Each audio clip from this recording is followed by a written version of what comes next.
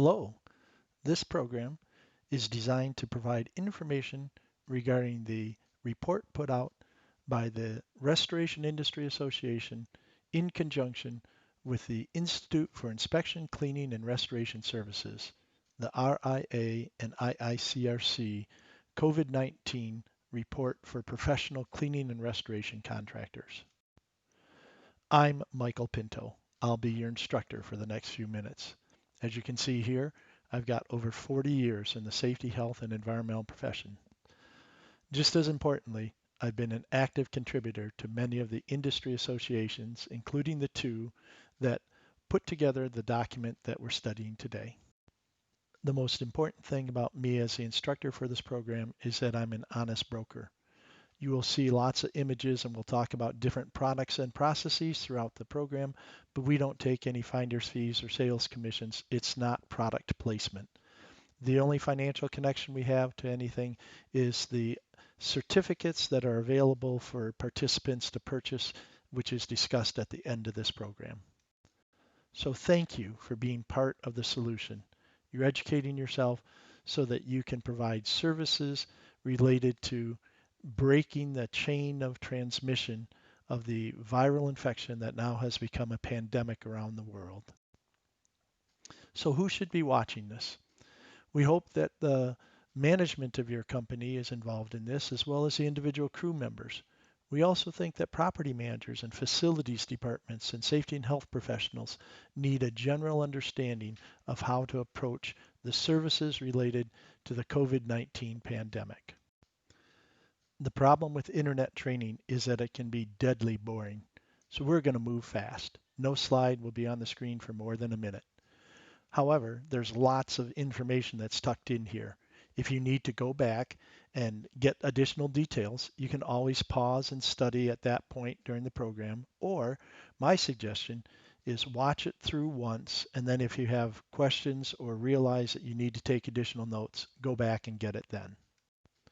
Before we get into the description of the actual documents, I want to take just a few slides and explain how we got here. As I mentioned, the RIA and the IICRC are cooperating on this. This is actually kind of unprecedented for our industry at this point in time. To make sure that we have the most current information available, there's a joint task force that was created with members of both of those organizations to review the information and update the reports as necessary. We're actually in the third version of the report right now. I'm honored to be part of this special joint task force, and you can see from the description and the illustration on the right just what process we follow to make sure that the information in this report is the most current and reflects the consensus of some of the best minds in the industry. As the best advice for contractors, we're encouraging everyone to make sure that they understand that this third edition is the one that they need to focus on in terms of providing services related to the COVID-19 pandemic. This program is for every restoration professional that will be providing services during this time of the pandemic. However, even viewing this program isn't enough. This information should be matched with specific company procedures for how the work is to be done, and there should be a work scope for each particular project. If the company needs documentation that their people have learned this information, that is available through Wondermakers, but it does require a quiz to be completed. More details on that are available at the end of this program. So let's get into the document itself. Understanding the report, let's look at the table of contents, the copyright, and the disclaimer very quickly. The table of contents indicates just how comprehensive this report is. It's important to point out that this document combines two previous documents into one. That's helpful because it reduces a lot of duplication and repetition in the document. What we're going to be going through in the next few minutes are the sections as they're laid out in this report, starting with basic information, infection control principles, providing the services for COVID-19, managing emergency services, and then even getting into the acknowledgments and the appendices. Most people blow right past the copyright and disclaimer in most documents. However, in this case, it's important for us to touch on those for just a moment. The information is being given to the industry. It's donated. That's what the copyright says. The extensive disclaimer, however, lays out several things that people should know. Specifically, that this is informational purposes only and that the authors and the organizations that are putting it out cannot be sued if somebody uses this information and it goes sideways. It also mentions that the information changes rapidly and that this document is specific to COVID-19 concerns. The interesting part of that last one is that it recognizes, the report does, that there's other hazards that may be present at the site, even though the focus of the document is the hazards related to the current pandemic. One of the interesting things that it mentions there is the acronym PALMS that helps people remember the sorts of hazards that they need to look for on every restoration project. PCBs, asbestos, lead, mold, and silica are some of the major ones that are potentially going to be present but are not covered under this report. At the end of the disclaimer, there's this key term. They talk about the term clean and disinfect and how that's used in so many different documents, including the Center for Disease Control and the World Health Organization and OSHA and all those folks. The problem is the term clean and disinfect is not appropriate for a professional restoration contractor. Why? Because you can't guarantee that you're cleaning or disinfecting buildings or large areas of the building. So instead, the report points out in the disclaimer that it uses the term wiping touch points and applying of disinfectants and reminds people that they're typically going to hear the term clean and disinfect, but that's not what's used in the document. After the copyright and the disclaimer is a preface. A preface is supposed to lay out the purpose and scope of the entire document, and this one does so in very few words. It clarifies again that this document is for the contractor and the restoration industry. It is directed toward professionals. It also points out that it's not a standard. It's for informational purposes. It's giving the best information that is available at the time. Because of that, however, it encourages reasonable care, and we'll give examples of that in the document. So the photos here on the left are an interesting contradiction. The individual who's applying the disinfectant in the top photo appears to have the appropriate personal protective equipment on. However, if the individual who's wiping the tables in the photo on the bottom is doing this in a COVID-19 environment, then they are not having the appropriate personal protective equipment according to the document because they don't have eye protection or respiratory protection. The first main section in the document is basic information about the coronavirus. By now, most people who are watching this program understand that the coronavirus was first discovered in China in the fall of 2019. It has since become a global pandemic. The actual technical term, which you'll hear several times in this program for the virus itself, is SARS-CoV-2. Well, what does that mean? That's because SARS stands for Severe Acute Respiratory Syndrome, and the 2 is because the illness that we're experiencing under this particular virus is similar to one that was discovered in 2003.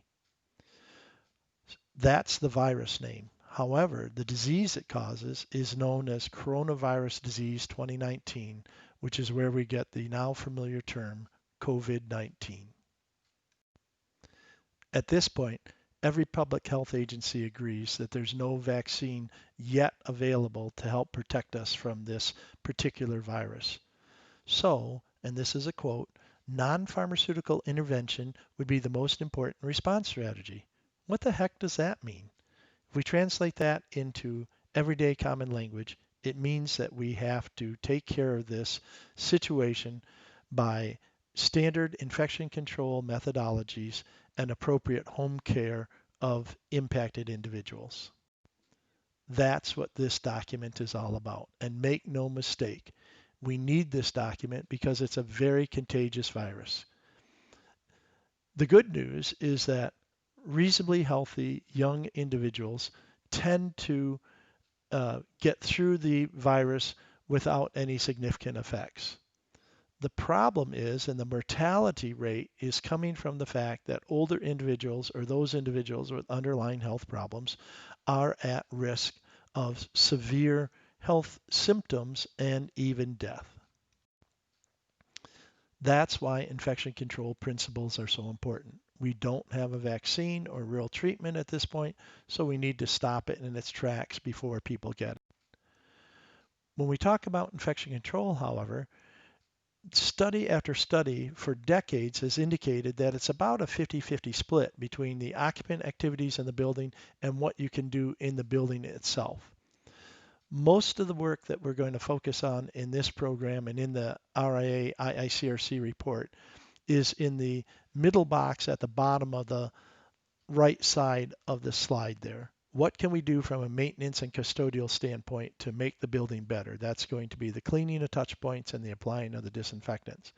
However, that process is not going to be effective unless we look at the right side, which is where people are isolated and specific personal protective practices like hand washing and social distancing are employed.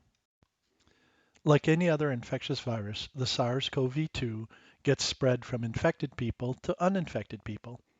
This happens in one of three ways. The individual who's infected coughs or sneezes, and that droplet that comes out goes through the air and lands on other individuals. That's why wearing masks and social distancing is so important. Another main approach is that the cough and sneeze droplets go out, land on surfaces, then people touch those surfaces and then end up touching their face.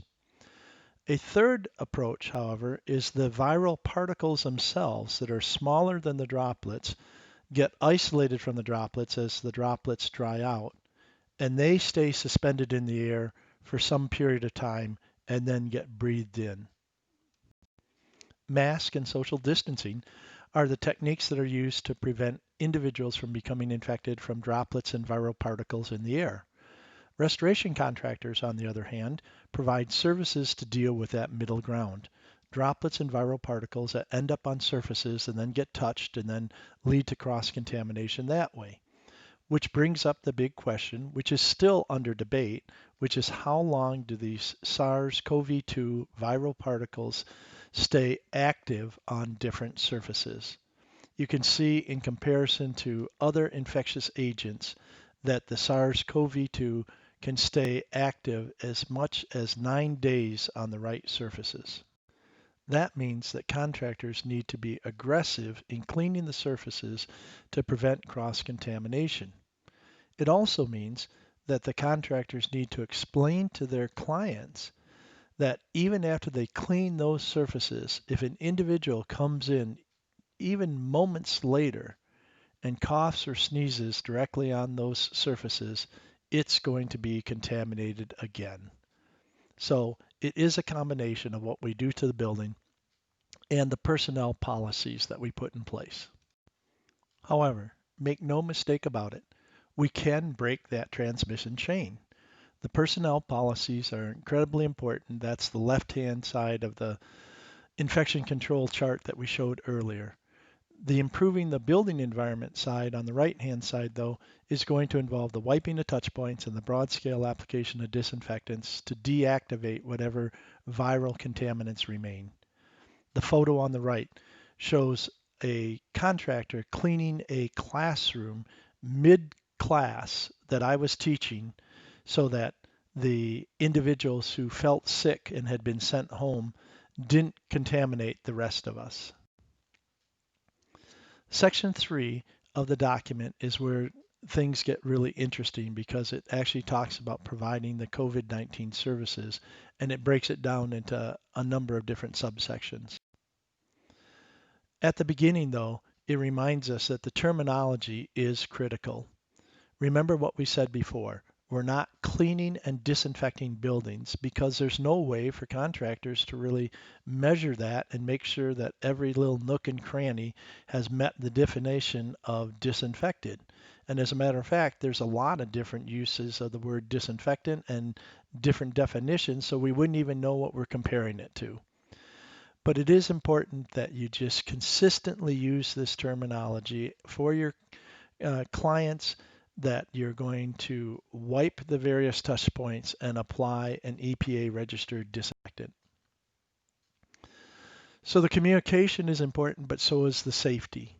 We describe what we're going to do, and that includes the application of EPA registered disinfectants, not just any old product that's out there that says it might work. From a safety standpoint, it has to be done appropriately. The two photos here show the difference.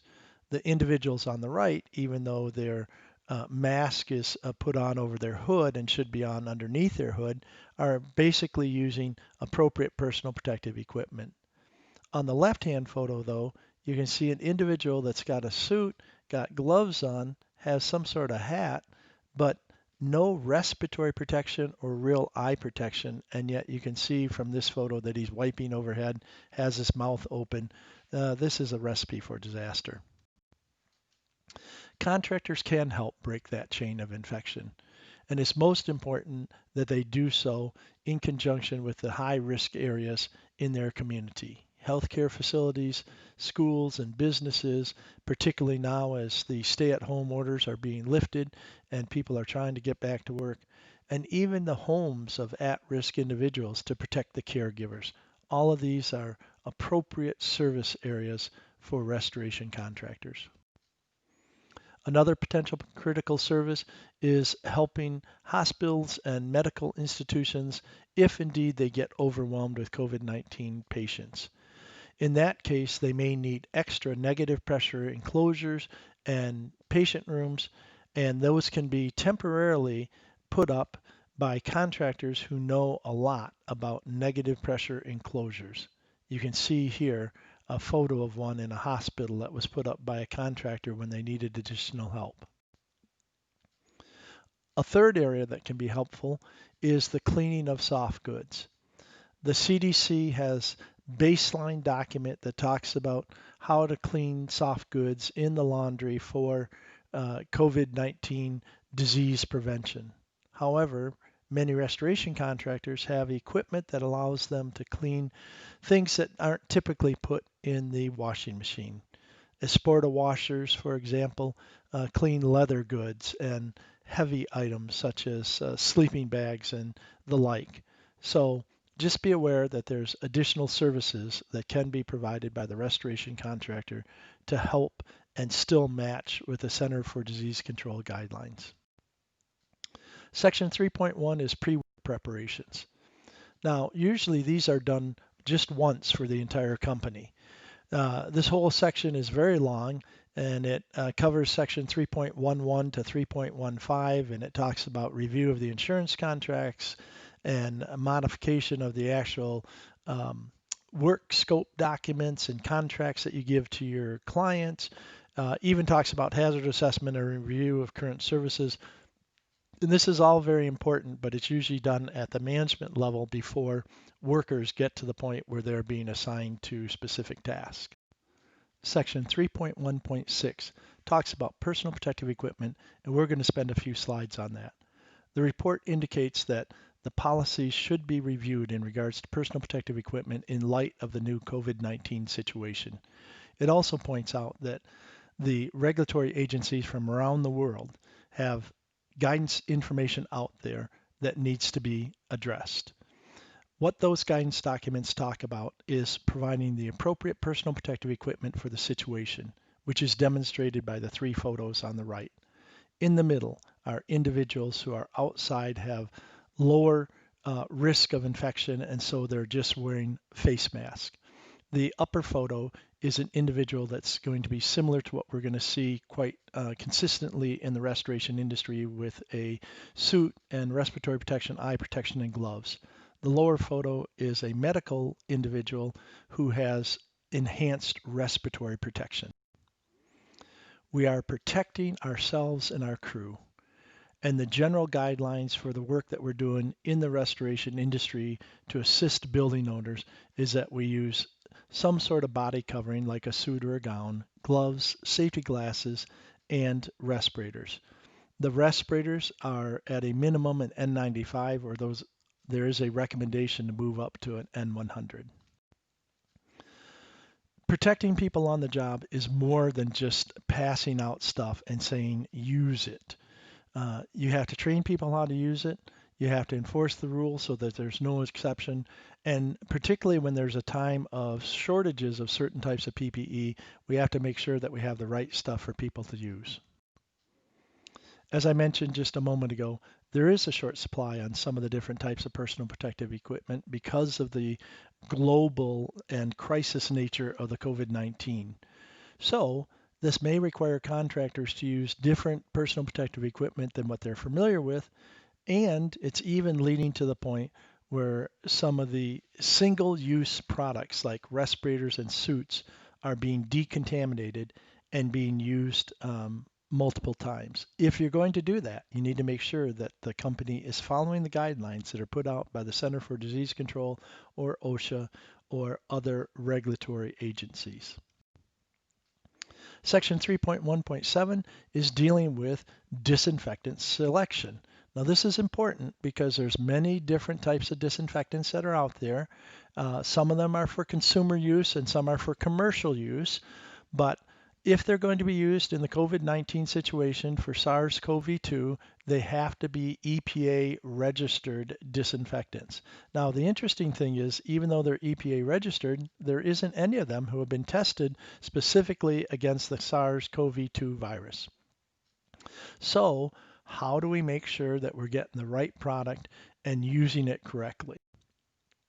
Well, the EPA that registers these various different disinfectants has what they call an emerging pathogens process or protocol. And part of that is what they call their list N, as in Nancy. This list contains different products that have been shown to be effective against similar types of viruses. So in this case, maybe they don't have testing against the SARS-CoV-2, but they have been shown to be effective against general coronaviruses. Once they have that information, they can apply to the EPA, who looks at that, and if it looks reasonable that this is actually going to be effective, they put it on this N list so that those are now approved for people to use in this new threat. However, just because a product isn't on that list doesn't mean that it won't be acceptable. As I said before, as long as it's been proven to work against other similar viruses, the EPA will allow that manufacturer to utilize that material for this pandemic situation. However, at this point, I would say that there's plenty of products that have gone through the process and gotten onto this EPA's N list that are out there that are typically used in the restoration industry. So I would cross-check it against that list before you use anything. Now, that section of the document also talks about equipment care. So this now is section 3.1.8, and it indicates that the equipment has to be cleaned because you don't want to be responsible for taking SARS-CoV-2 viruses from one location to another. The term that's actually used in there is scrupulously cleaned, and more importantly, it talks about validating the cleaning procedures, meaning that you have a specific cleaning procedure in place that you can write down and then show to people that this is how it's done. That decontamination is critical because it protects both the individuals on the crew, but it protects the businesses by making sure that we're not dragging contamination from one site to another. Basically, the document talks about the equipment either being contaminated at the site that you're cleaning prior to being brought back to the home base or in a controlled area on the home base. Although it doesn't go into this level of detail in the RIA/IICRC documents, we would recommend that if you're going to bring equipment back to the shop to decontaminate, that it be done in a separate decontamination area that's isolated from the rest of the warehouse.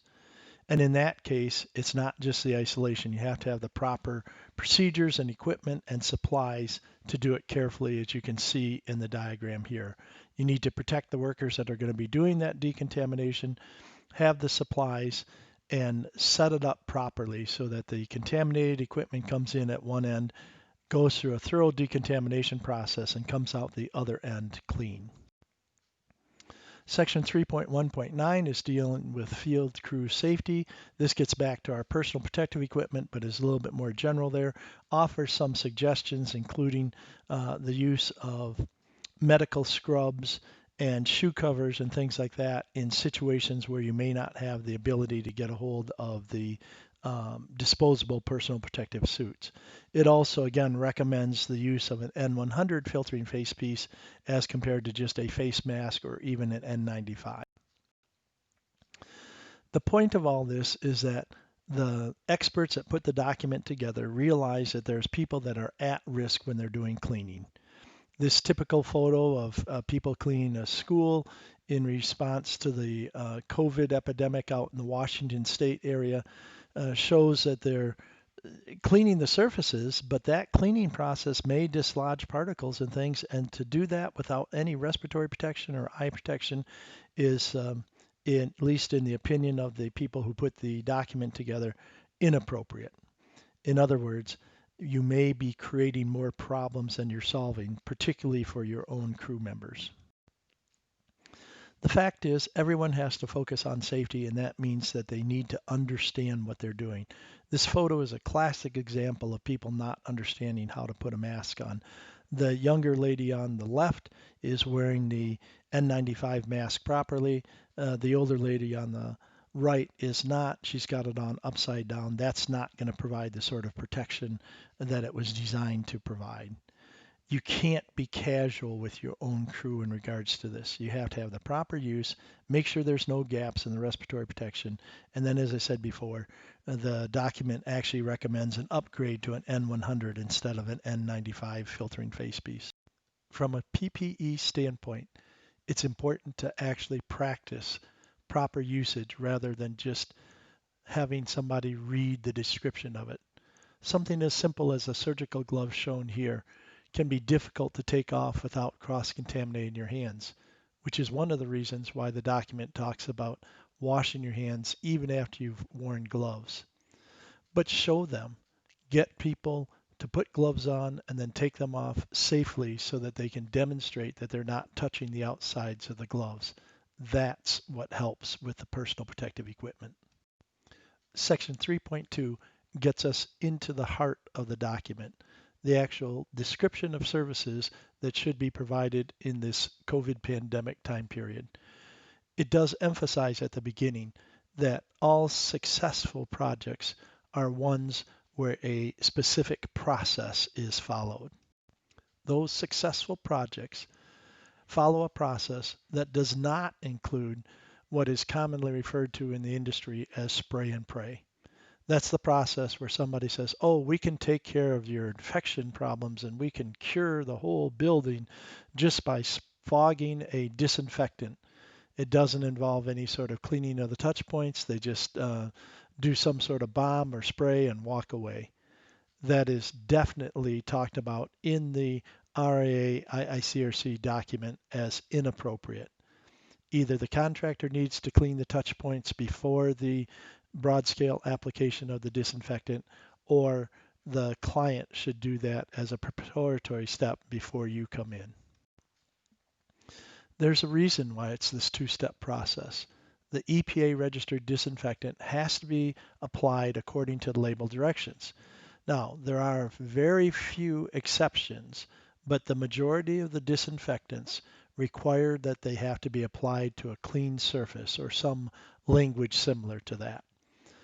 As such, if you're going to follow the label directions, either you have to test and make sure that all the surfaces are clean, or you go through the wiping process so that you can get them visibly clean, and then that serves as a surrogate instead of the testing. But whether it's a car or a rail in a school, it has to be cleaned before the application of the disinfectant, or else it's not in accordance with the label directions. So there's a whole section, 3.2.1, about cleaning touch points and how you do it. And it's all about removing soil and other surface contaminants. Now, the Center for Disease Control, as well as the RIA and many other documents, will say that is certainly able to do that with just soap and water. But if you use a combination of cleaner and disinfectant, it's kind of like an insurance policy where you're uh, adding the antimicrobial to the surface that might help in case you miss something that's so small that it's invisible. Another important note here is that the cleaning should go past the actual touch point itself by 3 to 12 inches, depending on the object, because many times people just miss when they put their hands out to hit a light button or a doorknob. There's lots of common touch points, and they're listed in the document. You can create a huge list of your own and then use those when you're out in the field. We'll talk about that in just a moment. But here's some of the common ones. And just make sure that it's not just the toilet flush handles, but the seats which get picked up and down that get wiped as well. The list of potential touch points can be endless based on the type of facility and the occupants of that facility. A couple in this list need to be mentioned in particular, though, because of their significance. For example, soap pumps get overlooked because people think that it's the soap and it's clean and everything, but the hand that touches the top of the soap pump is actually dirty, and so those need some special attention. Vending machine buttons get overlooked quite often. Lots of studies indicate that television remotes are perhaps the dirtiest item in a hotel room, as well as houses and offices and things. And then probably the most important one is the telephones that are used by your own staff. The cell phones get touched frequently, sometimes by other people, and then put up toward the face. Those need to be wiped as well. The touch points that need to be cleaned are going to vary depending on the facility. Churches, for example, are going to have different types of touch points than mass transit stations, as you can see in the pictures here. Now, some commonalities are going to be in every facility, door handles and panic bars and things like that, and bathroom surfaces like you can see there in the photo on the left. But it's critical that each facility have a list of touch points that are identified and shared with the staff ahead of time so that they can make sure that all of these are wiped and wiped appropriately. What touch points are to be covered is based on that list for each job. The easiest way to do that is for every company to kind of have a master list, perhaps several pages long, of all the different touch points that tend to be out there. And then for each project, take that and based on the hazard assessment and the scope of work, break it down so that there's a very specific touch point list for each area of the building. But then that list needs to be shared with the employees, and it also then serves as the visual inspection guide to document the work that was done in that particular facility. The actual wiping of touch points is pretty straightforward, but there are some details that we should mention. Generally, the wiping is done either with pre-wetted wipes or with trigger sprayers and some other sort of towel. If you're going to use a pre-wetted wipe, you can get them already put together, or you can make your own by utilizing shop towels in a bucket as shown on the right, along with an appropriate EPA disinfectant, as long as its label directions say that you can wet or saturate cloths before wiping. The pre-wetted wipes have the advantage of just being a lot simpler. If you are going to use a spray and wipe method, it is actually preferable to spray the wipe rather than spray the surface of the item that's going to be wiped. While wiping touch points is pretty straightforward, there are ways that you can make sure that you're not spreading the contamination and actually removing it. First and foremost, never use the same wipe in two different rooms. On the individual wipes, you have to make sure that you have clean sides for each individual item. So the most common approach is to take a standard wiping cloth or a disposable towel and double fold it. If you think about that, you'll end up with 8 clean sides per towel. 1, 2, 3, 4 on one side as shown in the picture there, and 5, 6, 7, 8 on the other side. That's one of the reasons that they talk about spraying the towel rather than the surface, because if you spray the towel and you double fold it every time you change it out, you'll have a dry side that you're spraying, and that helps remind you that you need to change the towel and fold it properly. Lots of studies have verified that some materials are better at removing contamination from touch points than others. If a surface is grossly dirty with grease or some other visible material, then start with a disposable towel or a cotton cloth to get rid of that. But for the final wiping, particularly if you're using an antimicrobial, using a microfiber cloth is much better. You can see from the illustration here on the left why that is. On the microscopic particles, there's so many little grooves and crevices for those materials to be sucked up in that it's significantly better than a artificial or a cotton fiber. So again, just be aware microfibers is the best way to go in terms of trying to actually remove microscopic contamination. Other technology can also be useful for removing contamination from touch points. For example, using a foamer instead of a sprayer can be very effective. And the reason for that is because you can actually see where the cleaning solution is being applied. If you're actually using one that is a combination of cleaner and disinfectant, it will allow a longer dwell time and use less product. So if you have a lot of large horizontal surfaces like desks or tables or countertops, a foam applicator and a squeegee can be a very effective way of removing contamination from those touch points. Regardless of what system is used, you need to make sure that it is done properly and done consistently. And the best way to do that is to have a checklist. That checklist needs to be in the hands of the workers as well as the supervisors so that everybody's on the same page in terms of how the work should be done. That visual review is going to be super important. Section 3.2.2 is the one that discusses the application of disinfectants. It starts out by reminding everyone that the application has to be paired with the wiping of the touch points. It then goes on to alert people to the fact that some products that are applied as broad scale disinfectants in different buildings may not be appropriate in every type of facility. For example, certain chemicals used in a building may invalidate the Green Building Council certification for that building. It could also impact the energy rating or the environmental efficiency certification. That all has to be sorted out before the chemical is put into the worker's hands. Once you get to the point where the disinfectants are going to be applied, there's a variety of different types of products and delivery procedures for them. Some of the more common ones are the sodium hypochlorite, known as the bleach derivatives, quaternary ammonium compounds, essential oils, hydrogen peroxides, alcohol, chlorine dioxide, etc. And of course, the application methods vary as well. They can be sprayed or fogged or misted.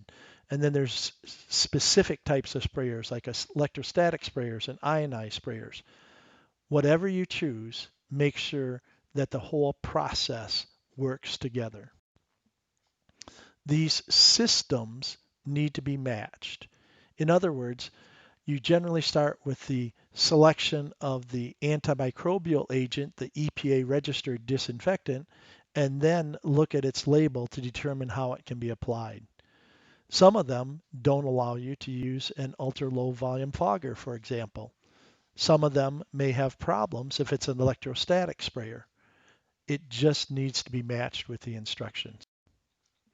The application process must be specific to that product. If you're used to using one product, like in this case, the Decon 30, and all of a sudden that's not available and you have to go to something else, you need to check that label and make sure that you can apply it in the same way. Remember again that most of these EPA registered disinfectants require that it be applied to a clean surface, and then to get the disinfecting properties has to be applied for a minimum of what they call a dwell time. In other words, the surface has to stay wet for a particular amount of time. That dwell time is longer than what most people think, usually 2, 5, or 10 minutes, although some can be as fast as 30 seconds as shown on the label here. Remember, the label takes precedence over any different marketing material that may be out there on that product.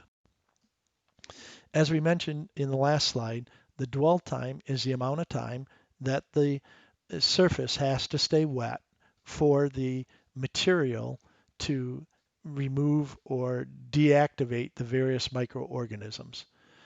Making sure that a surface stays wet for 5 minutes or 2 minutes or 10 minutes without applying so much that you end up with a bunch of streaks and runs and all the problems that come along with that may mean that you have to put on a number of light coats and then have a timing device to make sure that the surfaces stay wet the appropriate amount of time.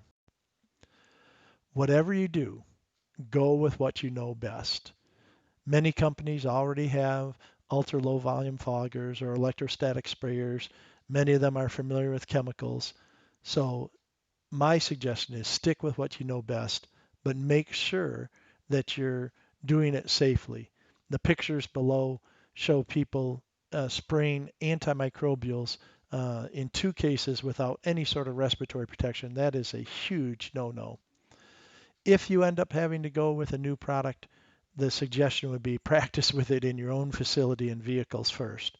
I'd rather make a mistake in my own house, so to speak, before I take it out to the client. As the EPA registered disinfectants are being applied, you do have to remember that the ventilation systems should not be impacted by that material. Generally, that means that you should be covering the return air vents prior to any sort of spraying or fogging of the disinfectants. Now, air duct cleaning can be incorporated if necessary into a COVID-19 response, but you're probably not going to use the same product for application to the walls and horizontal surfaces and touch points as you are into an HVAC system, as there's severe limitations on which products can actually be used as part of a heating, ventilation, and air conditioning system. As you apply the disinfectants, understand that it has to be done in accordance with the label directions, and that the first step is to go back and apply disinfectant on all the touch surfaces. After that, we'll reach out and start doing the walls and other horizontal surfaces. So on the walls, you want to make sure that you start at the upper level and work your way down to the floor, and you do that in overlapping patterns and start, as I said, at the highest areas and move down to the lower areas. Now, how high up do you start depends on the room you're in. If it's a 7 or 8 foot ceiling, most people just go from the ceiling down to the floor. Taller ceilings, however, people focus on what they call the touchable parts of the wall, which usually goes between about 7 feet up and down to the lower 1 foot from the floor. Of course, if there's children or it's a classroom or something like that, you take it right down to the floor. As I said before, use the overlapping passes to make sure that you've got good coverage. Once the walls and upper levels have been treated with the EPA registered disinfectant, it's now time to think about the floors and other horizontal surfaces.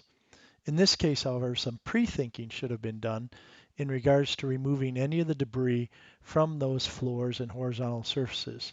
The important thing is that it should have been picked up and then HEPA vacuumed, not regular vacuuming, dust mopping, or sweeping, because of the potential of putting contaminants and viral particles into the air using those cleaning processes. But once you get to the point where the disinfectant is going to be applied, you just have to think about it in a logical pattern, almost like you're painting the floor. Start in one corner and work your way out to the door. Treating large rooms is a process. They oftentimes have multiple entries and exits, so you have to think your way through this before you get started to know where you're going to start, where you're going to finish. Of course, we talked about sealing off the ventilation system before you get started in that room, and then working your way from the top down and getting to the floors and whatnot. But as you're going through all that, you may have to think about doing multiple passes. So you could start at the back corner, move to the exit, but then have to go all the way back and start again, so that you're doing multiple passes with light spray or fog to make sure that you're not damaging papers or electronic equipment or anything like that, rather than going through and just blasting everything so that you get the appropriate amount of dwell time, but that you end up doing some damage to the materials in the room.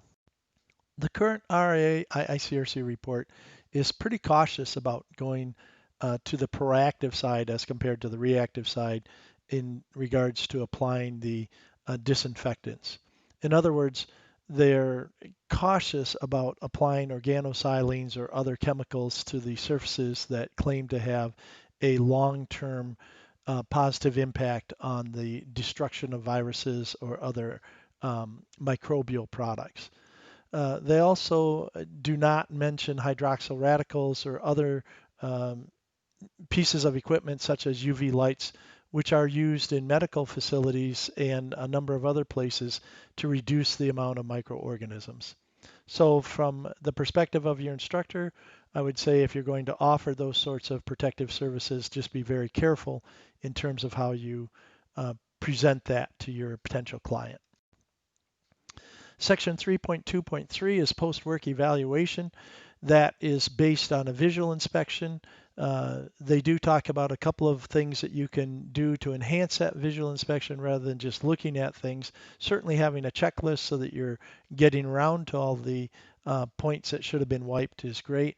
They even talk about using a disclosing agent where before the cleaning is done, you put some sort of powder or liquid or gel on a surface that can only be seen under a black light, and then come back later on to make sure that the cleaning process was effective in removing it. From a testing standpoint, there's general biological testing and even now some specific testing for the SARS-CoV-2 virus. The visual inspection is actually the heart of the post-work evaluation. You should use a white glove or a cloth to check the touch points to make sure that they were adequately wiped. There should be no visible debris on that cloth. You have to be careful, however, because some of the antimicrobial disinfectants that are applied might leave a light residue when they're done. And so you want to be able to distinguish between the disinfectant residue and previous contamination that should have been wiped from the touch points. ATP meters are actually discussed in some detail in the report. ATP stands for adenosine triphosphate, and they do evaluate the level of biological contamination on a surface. Note that they do not identify specific viral contaminants such as the SARS-CoV-2 virus. The fact that the ATP meter cannot identify specific viral materials is not as bad as it sounds. And that's because there's lots of studies that indicate that if you have removed materials from the surfaces, you've removed them all. It's virtually impossible to take away bacteria, for example, and leave just viral particles behind. So what happens is that the ATP meter ends up providing you with some analytical data regarding the effectiveness of how you wiped the touch point surfaces, and that's a good thing. If you do use an ATP meter, you need to understand the meter that you're using. Although they all work on the same principles, different manufacturers have different scales that they utilize on their meters. So you need to know what the numbers mean that are coming up on your meter. One of the easiest ways to do that is to actually take some pre-cleaning samples and then compare that to some samples that are taken at the end of the process. Then you can get a reduction number that shows how much has been removed as part of that wiping process. Remember that there's limitations to the ATP meters. They don't address non-biological pollutants. So you're not going to get any indication if there's asbestos fibers or lead or anything like that on there. As we said before, they can't detect viruses specifically. They're not capable of identifying other specific pathogens either. And some of the cleaning products may not be appropriate for use with an ATP meter. What we're talking about here are there are now many cleaning products that use enzymes with them, and those enzymes actually would have some of the adenosine triphosphate in them, which might give you a false positive reading. If testing is going to be done specifically for the SARS-CoV-2 virus, it's going to be done through a laboratory process known as polymerase chain reaction. Now, when I say laboratory, that generally means that they're sent off to a fixed site, although there are portable units that are now coming online that can be used by the contractor actually on the site. Be a little careful on those because they don't have EPA certification as of the time that the report was put out by the RIA and IICRC. Regardless, a sample would be collected on a swab and the results would come back as either detected or non-detected for the particular virus. If it comes back as detected, then all of the surfaces that are represented by that sample would have to be rewiped and then tested again. Every aspect of the service that you're providing for COVID-19 should be documented properly. This is covered in section 3.2.4 of the report. It suggests not only written descriptions, but photographs of the most important aspects of the work. That includes isolation barriers, what sort of PPE the individuals were utilizing for the different tasks, the supplies and the procedures for wiping of the touch points, the specific chemicals that were used in regards to the EPA registered disinfectants, how that chemical was used, and even down to the point where how was it mixed if it wasn't a ready to use product. The application of the disinfectant application needs to have some additional documentation.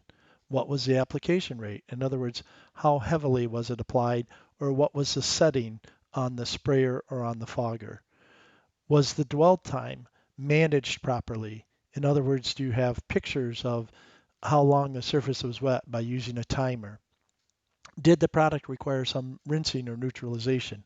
All of that should be fully explained so that the reader of the document later on knows exactly how these disinfectants were applied. Section 4 deals with the managing of emergency services operation. Now this gets into a little bit different aspect in terms of being focused more toward the managers of the business as compared to the individual work steps. The focus of this section, particularly the subsections 4.1 and 4.2, is that the contractor needs to have a solid foundation to support the work that's done by their individuals in the field. So they talk about how emergencies need to be addressed in a pandemic so that everybody is protected. It also goes on to say that as good as this document is, individuals need to keep up with the changing information that's out there, particularly the government references that are cited at the last part of this particular report. Section 4.2.1 talks about prioritizing work. What they're saying is that certain projects may need to jump to the top of the list instead of being handled in a first call, first response sort of situation. The most urgent projects are ones where if they're not completed quickly could lead to secondary damage, such as a water loss not being dried down and therefore creating mold, or a fire project that has created holes in the roof that need to be boarded up quickly. But those urgent sorts of projects may also be impacted by the projects that are best for the community. If a community center or a school or some other facility that's important to the full functioning of that locality needs to be worked on, that's probably going to jump to the top of the list. Once you're out on a particular project, the document again reminds us that a risk assessment needs to be done. That's for the folks that are working in the office as well as the field workers. It talks about strict policies in section 4.2.2 relating to making sure that people who show symptoms are not allowed into the building and are required to self-quarantine. And it also talks about maintaining the workplace as a clean, safe harbor, if you will, for the individuals that are going to be going out in the field and taking some increased risk by providing those services to others. The picture on the left here is actually the Wonder Maker's office with the broad scale application of a disinfectant after the Touchpoints had been cleaned. Protecting workers from other specific hazards is the focus of section 4.2.3. So although the document is focused on COVID-19, it loops back around and indicates that every time you go out onto a project, you need to be looking for hazards because it's the individual hazards that create the risk. So for example, the picture of the ladder there with a broken step is going to cause problems if it's used on that particular job site. The picture on the upper right is, again, not anything related to COVID-19, but the damage on the concrete stairs could make them a tripping hazard, particularly if people are moving in and out lots of equipment and bags of debris and things like that. The next subsection of the report talks about the things that need to be done for each individual project. It starts with the idea that there is the potential for COVID-19 exposure on any of these projects. So the crews have to be supplied with appropriate cleaning and hand washing facilities, whether that's available in the facility or has to be supplied through secondary measures, such as pre-wetted hand wipes and the like. Of course, the PPE use has to be based on the risk in each particular facility, as well as the recommended minimums in the report document itself. It also goes on to talk about how important the training is, particularly for the proper use of PPE. The last part of subsection 4.2.4 talks about controlled ventilation. That's using air filtration devices with HEPA filters in lieu of open doors and windows during the cleaning process. The open doors and windows suggestion comes from the Center for Disease Control, but after being queried by the RA and IICRC, the CDC experts admitted that using AFDs is probably a better way to reduce the airborne particle count, which is what the open doors and windows is all about. So if you're going to use such a device, make sure that it doesn't have any leaks. Do that by inspecting the filters and or using the laser particle counter on the exhaust. The picture here shows how small the coronavirus is toward the far left, but even that will be filtered by the HEPA filters. The discussion of what should be done during every project in section 4.2.4 of the report puts a big emphasis on enforcing the sick policy and social distancing for your own work crew members, as well as occupants of a building that may have to be there while you're in there as well. It talks about giving surgical masks to people who have questionable symptoms, perhaps, and then offers a number of practical suggestions for how to keep that social distancing while you're doing your work, such as stand-up crew meetings in the warehouse rather than trying to have them in an office somewhere. It also talks about potentially sending people to the jobs in separate vehicles rather than packing a number of crew members into the same vehicle. The document says that it is important that we constantly emphasize the basics. We have to educate our own staff about wearing masks and cough etiquette and hand washing, and then even help that by upgrading to lotion soaps or having lotion stations by the sink so that as people wash their hands more often, they don't get so dried out that they become a vector for the virus to enter into their body. There's lots of free resources available that can help us do that. The Center for Disease Control, the Safety Council, lots of occupational health and safety agencies all have posters that are free to download like this that you can put up around your facility. And it even makes a nice tip to hand some of these out to your clients when you're there on site as well. Remember, the document talks that there's leadership through action. The crew members are only going to practice the techniques in the facilities that are actually used in-house. These three pictures here show some of the techniques that we're utilizing at Wonder Makers to make sure that our staff is safe during the COVID-19 pandemic. That includes the use of a hydroxyl radical generator as a protectant, just in case it could be useful, as well as the professional application of the disinfectant, as you can see in the photo on the left. Section 4.2.5 talks about supplemental protection and indicates that the CDC provides lots of guidance information that's directed by type of facility. So the poster that you can see on the slide here is talking about public spaces and schools and homes and how they all have their own different sort of documentation available.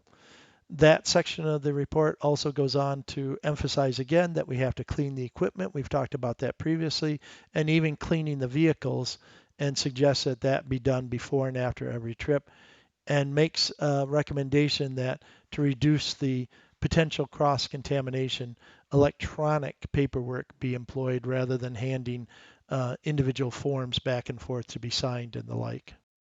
Section 5 is the last big section of the document, and that's the acknowledgement. Many people treat that like they do the copyright and the disclaimer and just want to skip over it. Although you might be tempted to ignore it, I would encourage you to take a quick look at it. Even if you don't recognize any of the names, understand that contractors and consultants, everybody that has joined together to provide this document free of charge to the industry, is doing it with the best of intentions. Whew. That was a lot of material.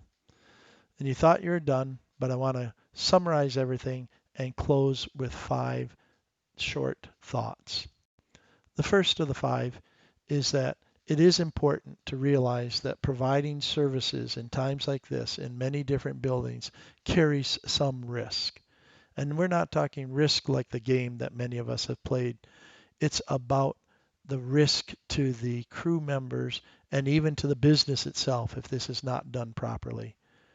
With all that said, it is critical that safety and health procedures be followed without exception.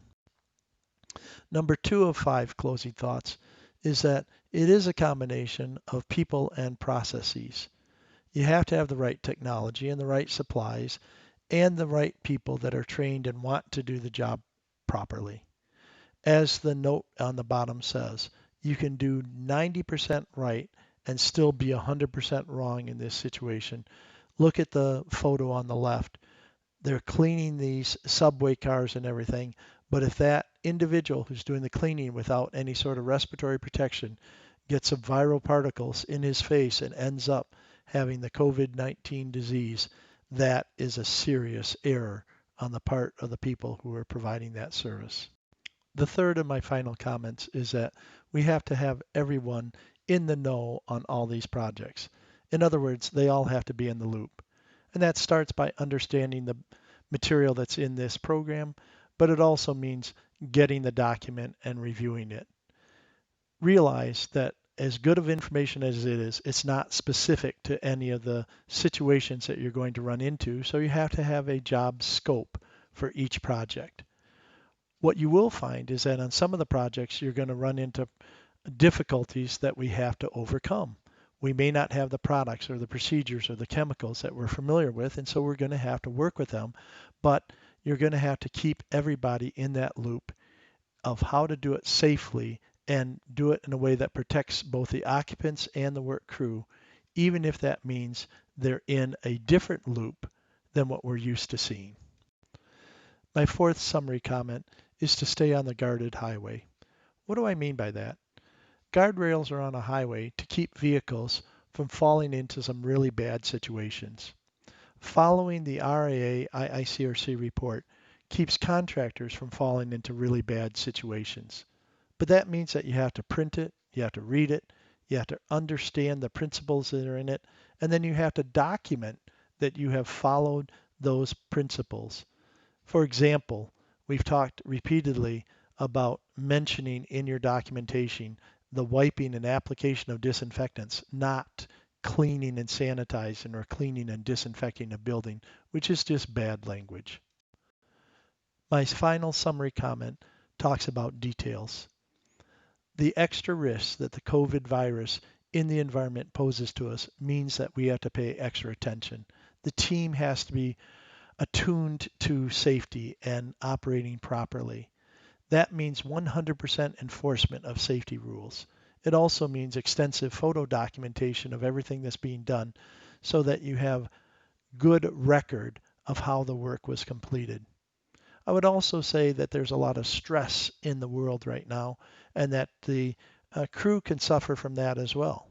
And so make sure that in addition to the project assessment, that you're also assessing the situation with each of your team members to make sure that that's not getting out of control.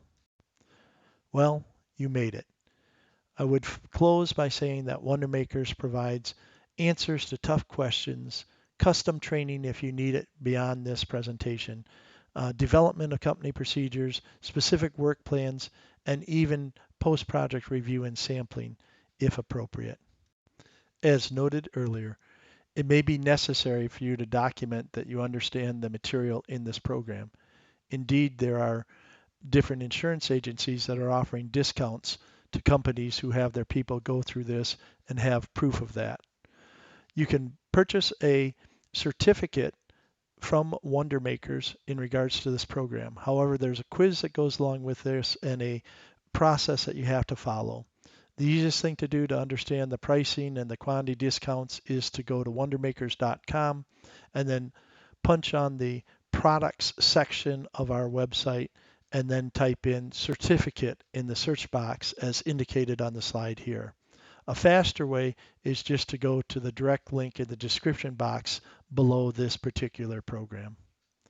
Regardless of whether you get a certificate or not, God bless you for moving into this area and helping people deal with the COVID-19 pandemic situation as well as their emergency response needs.